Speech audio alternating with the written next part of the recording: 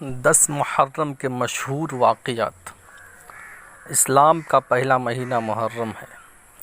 اس ماہ میں جنگ و جدال حرام ہے، اور اس ماہ میں عاشوراء کا دن بہت بزرگ یعنی 10ویں محرم کا دن۔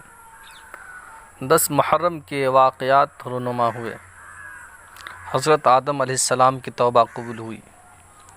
حضرت یونس علیہ السلام مچھلی کے پیٹ سے باہر آئے۔ حضرت نوح علیہ السلام کشتی سے سلامتی کے ساتھ اترے۔ حضرت ابراہیم علیہ السلام پیدا ہوئے۔ حضرت عیسیٰ علیہ السلام پیدا ہوئے۔ حضرت ابراہیم علیہ السلام پر آگ گلزار ہوئی۔ حضرت ایوب علیہ السلام نے مرض سے شفا پائی۔ حضرت یعقوب علیہ السلام کی بینائی واپس آئی۔